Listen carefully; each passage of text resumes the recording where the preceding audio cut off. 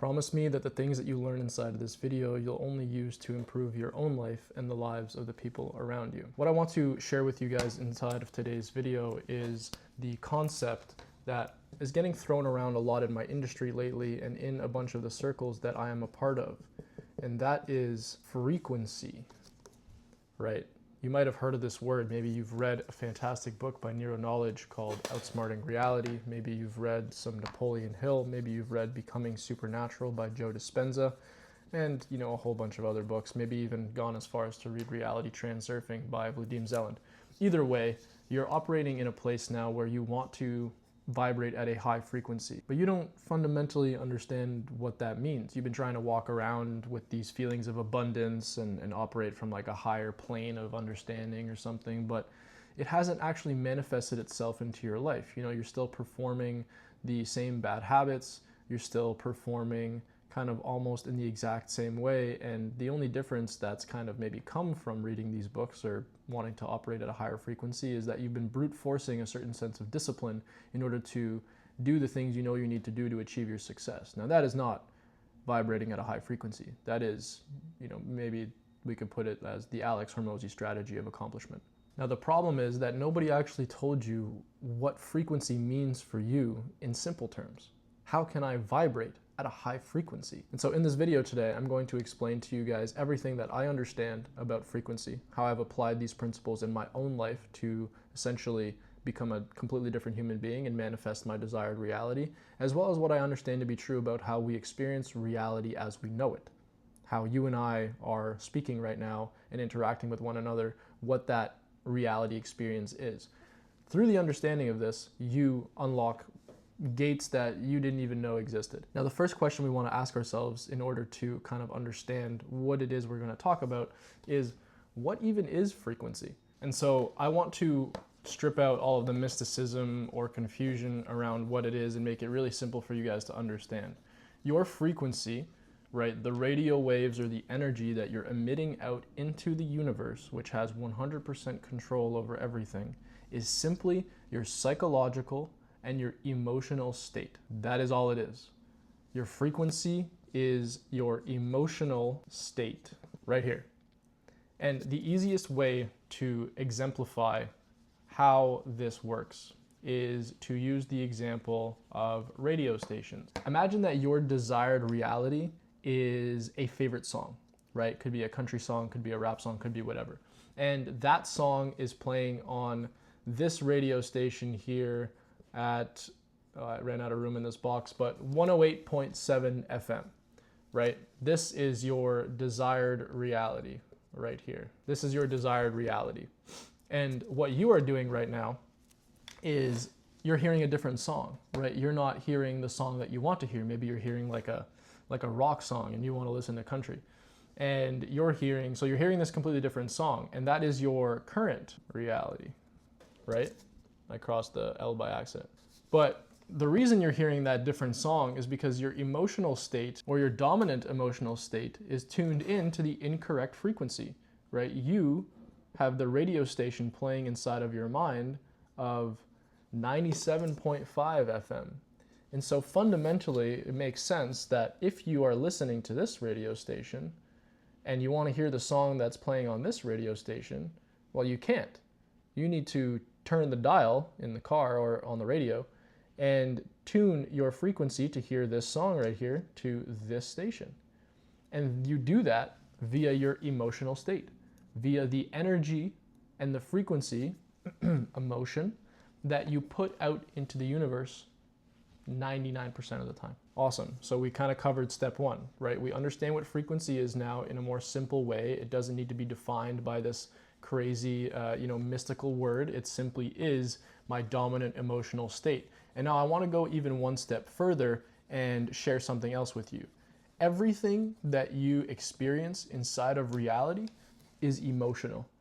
All of the things that you desire in your life are desired to fill some gap inside of your emotional state. And let me give you an example. If I want to buy a Rolex or a nice car, there are a couple of different ways we can look at that, right? Number one, I want people to look at my Rolex and validate me as an individual. that means that I'm going to get the emotion of pride and perhaps like belonging, all these different things that are going to be a byproduct of the external validation that I receive.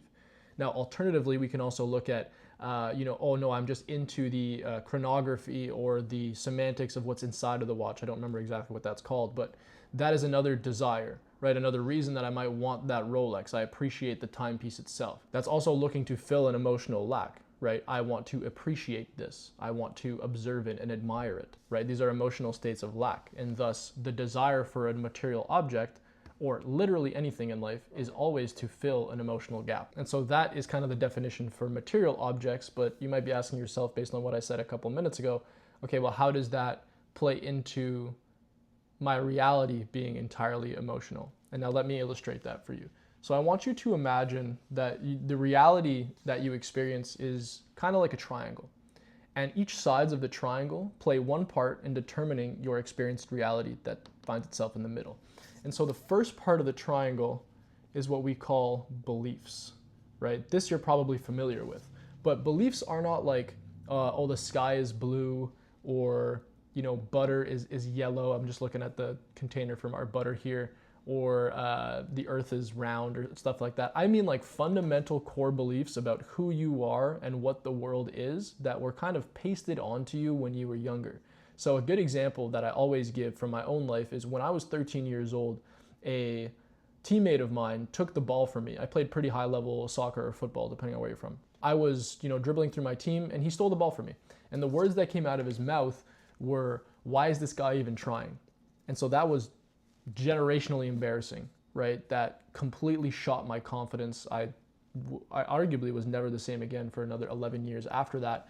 And what happened there was that the belief system that was created, right? The belief was that if I put myself in a position where I try my best, that means that there is a possibility for failure, such as the ball being taken away from me. And as a result of that failure, I will feel judgment from others and feel embarrassed. And I never want to feel that way again. And that became a belief that manifested itself in other areas other than simply soccer or football, in school, in friendships, in dating, right? I never put myself in uncomfortable positions because the risk was too large. I didn't want to feel the embarrassment that I felt that day ever again, right? And so that was a fundamental core belief. Now, the second part of the triangle is dictated by our beliefs, and that is what is called perception. Right? So perception is the way that two different people can experience the exact same circumstances, but have totally different experiences. So the best example for this that I give is, let's say it was me and somebody else who were about to go on a date with a girl, right? Separately, not the same girl, let's say. Now the girl texts me and she's like, oh, my grandmother passed away or something, or something not so good has happened. I'm going to have to postpone, or I'm going to have to cancel, right? Now, me, if I'm secure, like if I have confidence in myself, all my beliefs actually serve me and everything like that, I might receive that text and be like, okay, no problem. That's totally fine. I don't, strictly speaking, use that as a way of saying, oh, I'm not worthy, or this person doesn't like me, or this person hates me. It's just, I'm indifferent to it. It's just a situation that happened, and maybe we'll reschedule. Whereas alternatively, if somebody has experienced like negative things in their past that have formed beliefs that create self-doubt around their self-worth, then their experience might be different. They get this text and all of a sudden it's, oh my God, they don't like me. Oh my God, they don't want to spend time with me. Oh my God, there's something wrong with me. And then they spiral downward into this terrible, terrible like mental state that ultimately is going to create the third set of the triangle, or the third side of the triangle, which is emotion.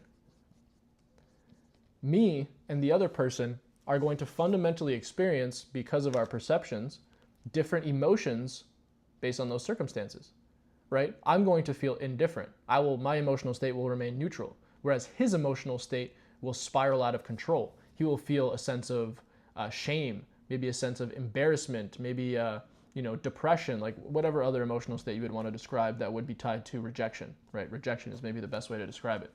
And as a result of this emotional state, he has a different experienced reality than me. And so reality is 100% contingent on emotion that is contingent on perception, that is contingent on beliefs, right? And the beauty comes from this. This next part is going to fundamentally help you manifest the things that you want based on your understanding now of the way frequency works with emotion.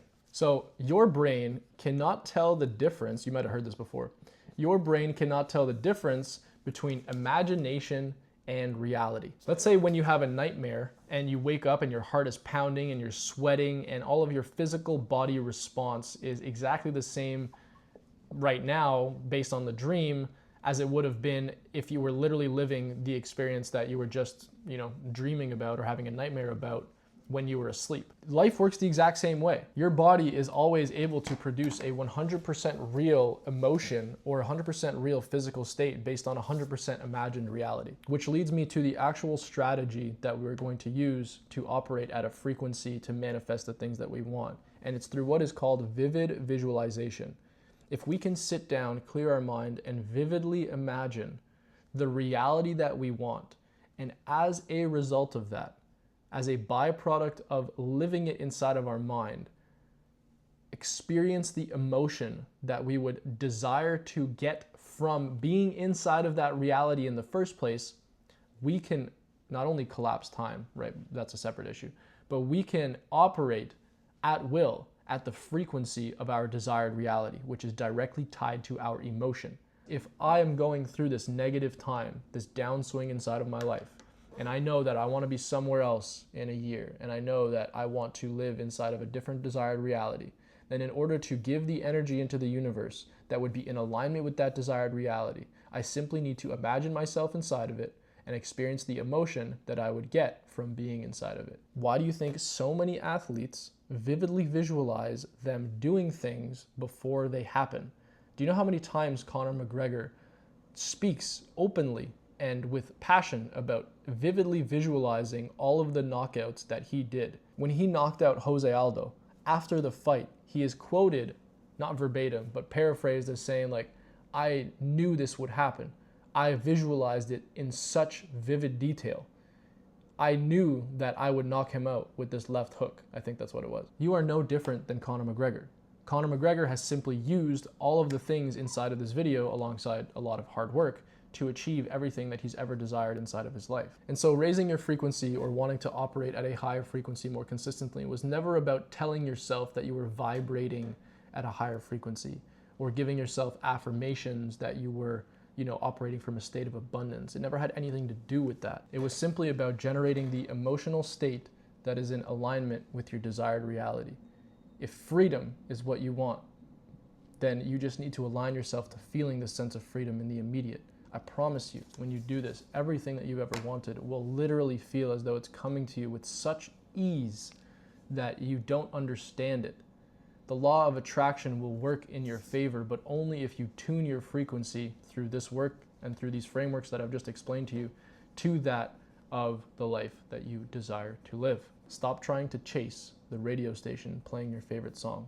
Simply turn the dial of your emotional state and tune it to the frequency of the station that is playing your favorite song. If you have any questions on any of the things that I talked about today, just leave a comment down below. And if you're a founder who wants help aligning themselves to a higher internal state and operate from a place of limitless execution and just being a lethal business owner, then there's a link down below to book what I call a mind-bending call, which is essentially where we will go over all of the things that we talked about in this video today, but as they pertain to your specific situation, your business, and your life. I've helped numerous founders align themselves to a version of themselves they didn't even know existed, and the results have been spectacular. I hope you guys enjoyed the video, and I will catch you on the next one. Peace.